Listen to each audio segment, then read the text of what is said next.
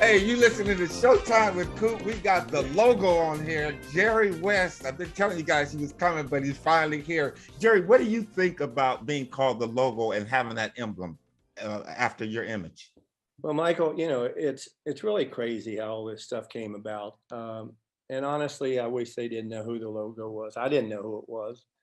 I suspected it was me, but they had picked 5 silhouettes, and I was the only white player on there. All the other players were black, and the person who picked this, he didn't even know who they were. And the late David Stern said, "Well, it's a playground myth that's Jerry West." Well, almost immediately, there's a big article in the newspaper in the New York Times about that I was the logo. And Jerry, that's you. Yeah, That's you, Jerry. That's your drive. And it's flattering, Michael, but honestly, I wish no one knew it. It wasn't it's awkward for me to talk about because yeah. There's 1 minute, you say to yourself, "Oh my goodness, this is quite an honor." The other is that, again, you shouldn't honor one person, you should honor the league. So You deserve it. You deserve it, man. You put up big numbers in this league. I think you had a big fingerprints on the way the NBA is today. But Jerry, let me ask you this. You finished a great career, okay? You win the championship in 72, and now you move on to the second phase of your career. Did you enjoy coaching? Because you were my coach when I got drafted to the Lakers. Michael, something I didn't. And you know why I didn't? Because that was a rough era, as you know it. And things have changed. Life off the court, Michael, was bad. Okay. Yeah. And the players were living in a dangerous zone for themselves, their personal safety, their health. And it was like NBA party time. And I honestly, why did you do it, Jerry? Why did you do it? I've always been, I guess, Michael, find something you love to do in your life. You'll never work a day. I've never worked a day in my life. I just love basketball. I love being around players, the environment. There's something about going in a gym, and maybe it's a quiet and somebody dribbling a basketball. It has like an allure to me, and it has driven me all my life, even today. There's times, even though I'm 83 years old, there's times I would love to run a team today. People say you can't do it, you're too old. I don't think so. It's a decision making. To me, it's like a puzzle, Michael. If you get a puzzle and there's a bunch of missing pieces, it doesn't take you long to identify that. And just wrong choices, building chemistry, I think starts with the kind of players you bring in. And if you look at all these players that have been traded from place to place to place, and there's a number of them, today it's some of the time because of salary, but some of the times that these players carry a reputation where they came from. It might work out fine when everything's going well, but at the end of the day, it's not going to work. And particularly if you're in an awkward situation, team's not playing well, and you're not good enough to win, I would never bring a player in like that. You need strong people. If you could bring somebody into the Lakers during your era there with Irvin and Kareem and yourself, and you could bring somebody in there, and I don't care who they were. I don't care what their faults or habits were, bad or good. They were going to acquiesce themselves into a relationship with you guys. They weren't going to do anything to screw up, because if they did, they would be ostracized in the locker room. And you could walk in there and you could see a player that, I went in there and a lot of times I just see body language. I said, this is not going to work. This guy probably shouldn't be with this team. It's not a good place for him. And those are pretty easy things I thought to see. And then to me, continuity of a team, if you see a team that's like this in a graph, and this is all older players, pretty soon, Michael, that's not going to work. Yeah. You need a graph like this. Okay, younger players, rookies, second-year players, guys are 4 or 5 year veterans, guys are 8 or 9, 10-year veterans, and you can keep in place a good, solid team. But if you're like this, it's going to be a major rebuild. And today, with so many players around and free agency, you can go out and get players. You have to have relationships with agents. Look what agents can do today. They can supply players, and particularly if they're good and they have a lot of players, if you build a great relationship with them, they can direct players to your program, and particularly if you have the ability to pay. So there's a lot more planning today that goes in, particularly the financial side. And I've said it before and I'll say it again. There are people that make $20-25 million in this league, Michael. I don't think they're worth $25 million. I don't care what a player makes. I don't care. A player. Hey, Jerry, what was your top salary when you played? $275,000. Michael, I turned down the first $1 million contract. I turned it down. I said, I can't do it anymore. And the Laker owner at that time, Jack Cook, was furious at me. And he basically shouldn't have lied to me. He lied to me the year before about a contract. And, I couldn't do it, Michael. I could not do it. I can't take money for not being 100% involved. And there's no way I could be involved 100% at that point in time. They ask so much of you, to be guard the best opposing team's guard, score 25 a game. I couldn't score 30 a game then. A bad knee injury, lead the league in scoring lead the league in assists, be a leader. That's almost impossible to do, Michael, once you get to a certain age, and particularly the lack of treatment for some of the injuries that would be very minor today. You're listening to the man himself, Jerry West, on Showtime with Coop. Jerry, we're at the point where I'm going to give you a lightning round, a couple more questions for you. I'm going to ask you 5 names and just tell me as much as you want about this person, okay? Again, Elgin Baylor, you've already kind of touched on him. Dr. Buss. Well, I would say, I used to call him Jerry. He had the same name as me, but, he was just a great man. Okay, he was someone that you could have a conversation with. It didn't always have to be about basketball, but I can remember going in his office after 5 o'clock and staying there till 7 o'clock, talking about basketball, talking about life, some of the things that driven him in his life. Knew a lot. When we go to training camp in Hawaii, he and I would walk almost every day around the canal there, and we would always end up in a strip club. He and Frank Mariani, they love these strip clubs. And here I am an executive, and I have to give them money, and I would stay outside while they were inside. Jerry, you mean you were making it rain on somebody in there? He was outside. Listen, Michael, I was outside. And it was, I spent a lot of wonderful times with him. I really did. And, Michael, he was very innovative. Okay. And some of the things he started in life, people don't even know. Prime Ticket. Yeah. Can you imagine what that would have been worth if he continued that venture? Wow. Monday night fights.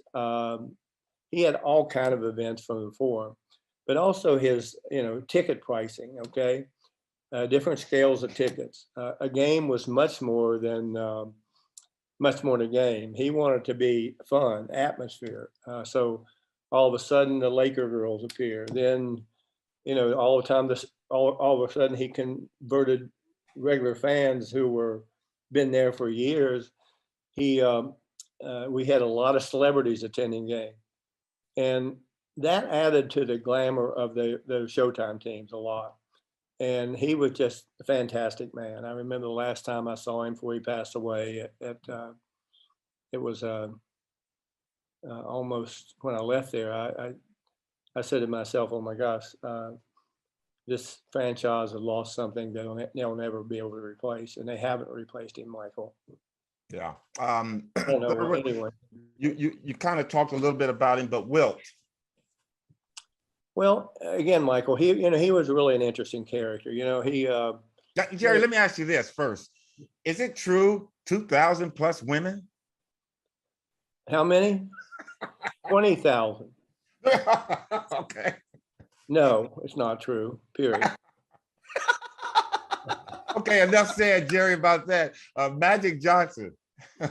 Well, he's one of those guys that comes along every once in a while, you know, big smile. But there was a substance behind that big smile. Some people have a big smile and there's no substance. And he was a great competitor, loved to win.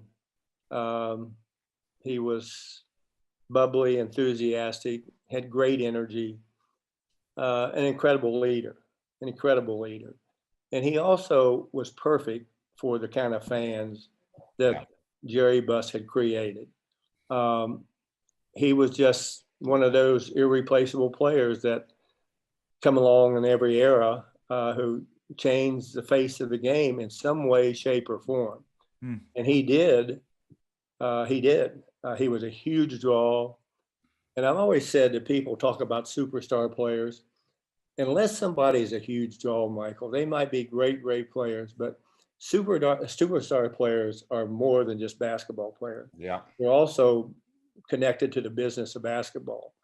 And his enormity there allowed Jerry to raise ticket prices a lot, to make it a very profitable basketball franchise. And then when it was time to leave there, they moved to the Forum. And last time, I think they were maybe the second most valuable franchise in the NBA, what, $5 or $6 billion.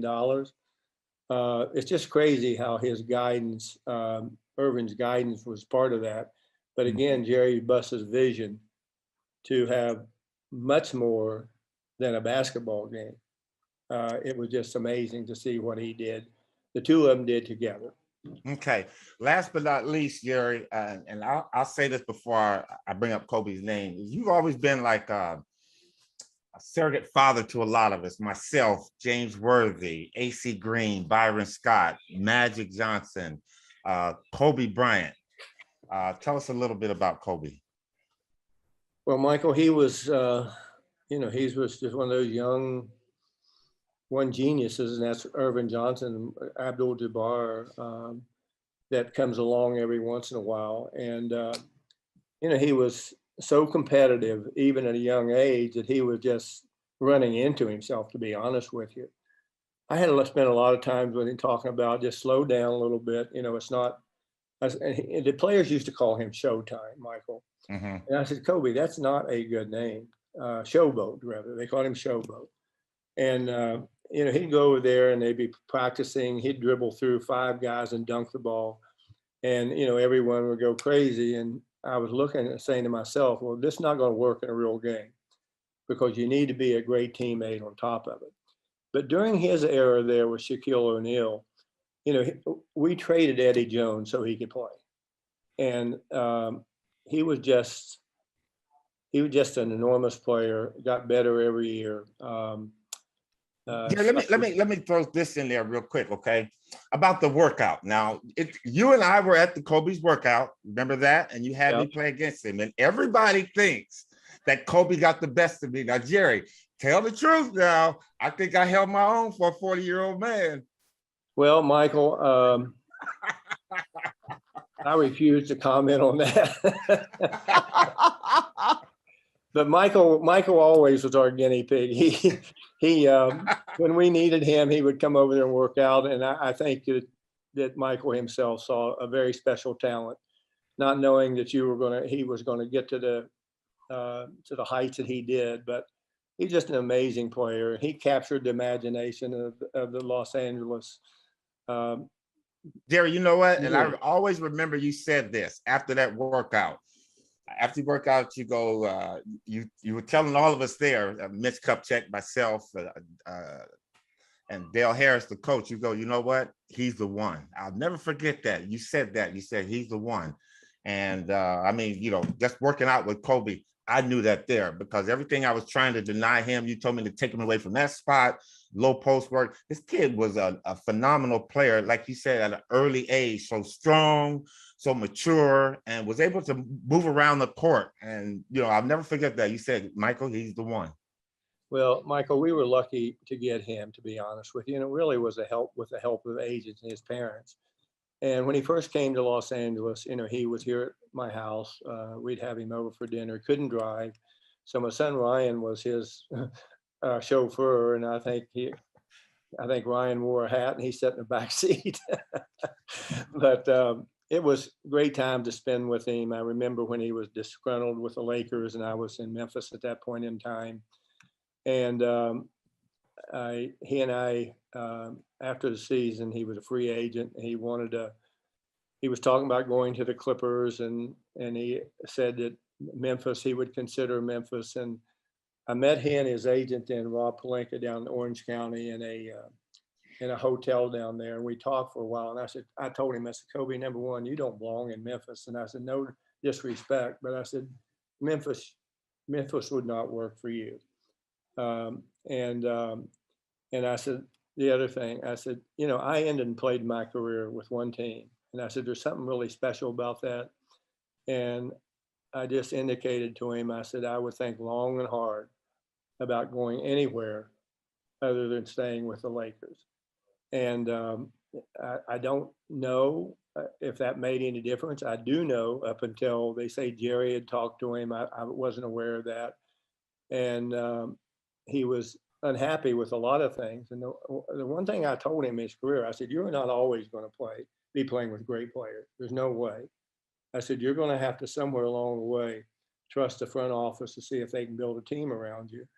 And he just got to the point where he's so dominant, and they added a couple players that really made a difference for him. And it shows how one player, Michael, in the game can change the fortunes of a team, can change the fortune of a franchise. And he was one of those franchise players. Plus, the reason he was a superstar, people paid to see him play. And I'll never forget that Sunday morning. I first heard about that possibly it was him and his Christ, and a life taken too young. Frankly, a very devastating 3 weeks for me. I couldn't get this memory out of my mind. He and his young daughter, who he had such a great relationship with, and how he promoted women's basketball. Michael, he would have been a bigger success off the court than he would have been on the court. Yep. And a life taken too short, an iconic figure who I think you saw the outpouring of all races, men and women, packed down there, the grief in their eyes. It was just something when that day comes around every year, I think about it, and I was shocked beyond belief. Yeah. But he was just a special player. And he had changed so much when he had retired. I saw a great improvement in him because the way he reached out to people, and particularly young women he didn't want them to be denied a part to be an athlete who was taken seriously. And that helped a lot. Trust me, it really did. Yeah, it did. Sad for him, his family, creates a lot of turmoil. And it's still very controversial to this day in terms of, why. No one will ever know why. Last question, Jerry. And again, thank you for your time, man. Jerry, you have to promise me you'll come on in a couple of months down the road so we could do a Jerry West part 2, because I got many more questions. Michael, anytime for you, man. Anytime. But the last question I want to ask, and Jerry, one of the unique things about you as a general manager is that you were able to squash or hold down inter-team turmoil. The one that Shaq and Kobe had, how did you handle that one? Because that almost broke up a little bit before, and you were able to go in there and settle everything down. Well, Michael, I tell you, it really wasn't me. Because once that season ended, they won a championship, I think it's 2000. I could not be there anymore, Michael. The place had changed a lot. And I didn't want to be part of something where I wasn't really happy. And it would have done the Lakers a disservice that I would have stayed around. And you could sense this coming, okay, in practice. And you could sense it. Kobe was always commenting about getting in shape. And, Shaquille was a huge man anyway. And he's not going to be one of those thin players who never gets tired, who can run all day. That wasn't him. Yeah. But his dominance of a player, Michael, he scared players. He absolutely scared players. I mean, he would get in games, and some of these really good centers, he would absolutely embarrass and destroy them. And in doing that, he destroyed the confidence of the other team's many times best player inside. And then you had this fearless gunslinger on the outside. I'm not sure if it was jealousy or what, but whatever it was sad to see. And they won 3 championships, but after that, the year that I left, and they won 2 more. But you knew it was going to be. I think the Lakers had to make a choice, to be honest with you. And I remember it started in Hawaii. Shaquille I wasn't there, but I know what happened. He screamed out at Jerry Buss after he'd made a dunk or something like that. And he said, "Pay me." Well, he was making a lot of damn money already. And I don't think you'd ever want to try to embarrass Jerry Buss, because he did nothing to embarrass anyone else. Exactly. And it wasn't a good choice on his part, but he and I are still great friends, Shaquille. He's one of the nicest people you ever want to meet. He's so giving, Michael. He does things for people because of the huge financial success he's made of his life. And that to me shows you what kind of person he is. I remember when he was on the bus, he would stop the bus, and he'd always has a roll of $100 bills, and homeless people, he'd give them $100 bills. Pretty fascinating to see a player do that. But more importantly, to make a bus stop to do that when they're in a hurry to get somewhere. But he's been someone who I really care about a lot. We have a chance to communicate every once in a while, and I'm thrilled that I've been able to maintain a relationship with him and many of the former players. You mentioned James Worthy. Two of the players I loved most when I was there, the both of you. And it was an easy time for everyone then, okay? And, you're trying your best to give advice when we're all have points in our life, Michael, where we feel lost. And particularly when you're playing a game, I think sometimes you can see the end of your career right in front of you, and a player knows. Today, they can continue to play, and there's nothing. If you made a good reputation for yourself and a good player, there's always a job for you. But then it was different. Players knew when it was time to leave. And I think that that's probably the most difficult time for players and going forward. And speaking of James Worthy, I remember he came to me. He said to me, "Jerry, I can't do it. My knee is bad." And I went to Jerry Buss and I said, "Jerry, I know this is difficult to do, but," I said, "I think James should retire." I said, I had a long talk with him today, and Jerry went along with it. And I think Jerry owed him a year on his contract, which for a lot of money then. And again, that's why I so admire Jerry for. He was loyal to his players. He was a great man. He was a man of the people. And I think many of the players today are very much like that. I will never forget my relationship with you and many of those players during that era. I talk to Kareem frequently, see how he's doing. And Irvin, I see every once in a while, and he's running, jumping around like a little kid again, and thrilled for all his success away from it. So my years with the Lakers were really special, Michael. And when I left there was a hole in my heart. But it was the best thing for me. It was the best thing for them. Well, we miss you too, Jerry. Last question. We have some of our young viewers out there that have aspirations of wanting to make it to the NBA. What would you tell a young kid who is a senior in high school, freshman in college, about their opportunities to play in the pros?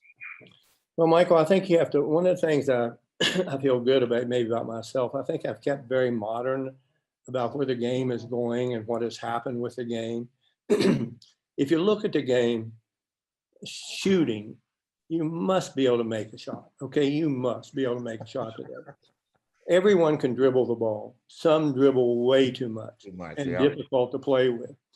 But you can learn almost everything you need to learn by yourself. There's so much information. If there's a player drills and stuff that maybe you didn't even think about, you can learn this by yourself, Michael. You don't need 10 people around you to do this. It's a solitary game. And, look at yourself, try to analyze yourself. Keep notes to yourself. How many shots did I make from the free throw line? How many, and shoot maybe 50, okay, 10 at a time. Then as you get a little bit older, shoot more. How many shots did I make from off of the bounce? A couple of dribbles and pull up quickly for a jump shot. Did I have the right rotation on it? If you don't have the right rotation, you know yourself, you're not going to get many favorable bounces.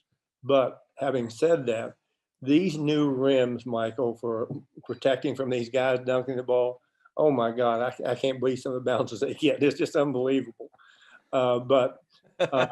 It's true, Michael. It really is true. I would love to see some of these old rim, but learn how to play the game. Okay, and if you just watch team game, don't just watch who scores. Watch what bodies are doing. Watch what kind of movement you need. Know when to go fast. Know angles. Just a simple thing. I watched a Clipper game last night who I'm involved with, and I saw 3 times guys would be on the Clippers, 21 turnovers in the game. They still won the game. I have no idea how. Driving up the right side of the court and throwing a cross-court pass. And I said, uh-oh, layup on the other end. You can't throw a cross-court pass in basketball, particularly at midcourt. And then the other thing, on penetrating passes, when people drive and there's some people are great dunkers in this league and they'll lob it up there and guys, most of the time on that, because you can't throw these sideways passes. They have to be bounce passes in there. And just angles. How many times do people step on the 3-point, step out of bounds behind the 3-point line? That's uncalled for. Jerry, you don't want to coach in this league now, man. No, all that going on. It's uncalled for, Michael, and it's just lack of discipline. And some people will get it and they'll put their 1 foot back when you have to practice that. Yeah. Walking today in today's game, they never call it, but you should never walk. Okay. You have all advantage. You can dribble everywhere. And we see this new delay dribble. That's a carry. Okay. They're not going to call it. And, but that bothers you, huh, Jerry? Well, it's, and the other thing is, if you have a certain number on your back, you're going to get the free throw line. All you can hear are guys going, ah, you can hear it over the air. Referee calls a foul against the guy or the other guy. Particularly if it's the right number on the back. But I see a lot of things good with the game. To me, it's really kind of watching some of these kids are so athletic and watching it like a ballet out there. And the precision, skill, ball handling ability, it's just getting to be amazing. And every young kid can practice that stuff by himself. Just look on YouTube, look at all kind of information for you. Shooting, you want to see this rotation on the ball, the right rotation, not the one that comes out and look like it's a top, because those balls are going to spin all over. They might go in, but they have to be perfect. But there's just so many things that kids can get out of this game. Michael, it's going to be, along with soccer, the biggest game in the world. Soccer's number one. Basketball is getting very close because it's played all over the world. A lot bigger than American football, a lot bigger than American baseball. I mean, this is going a growing sport internationally. We're going to see more and more foreign players playing in this. The USA has done the NBA has done a great job promoting basketball in Africa now. Masai Ujiri, who works the general manager and president of the Toronto Raptors, is from those areas down in Africa. They've got an incredible grassroots program there. Many of the players from the NBA are from there. They go there and visit.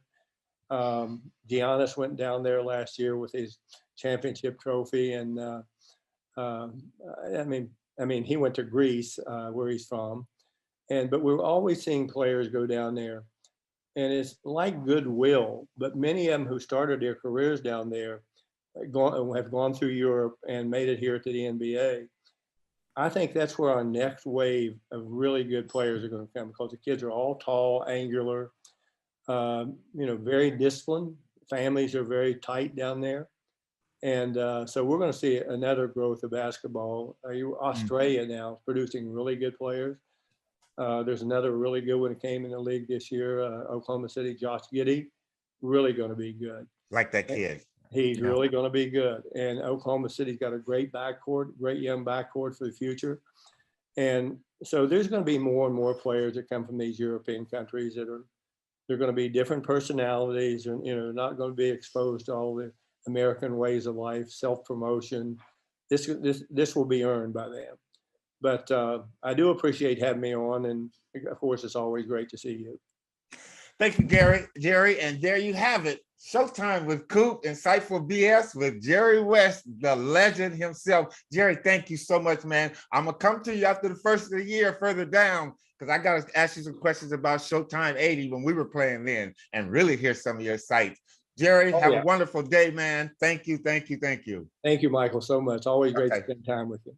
Okay, take care. Bye. Take care. Bye-bye. Take care.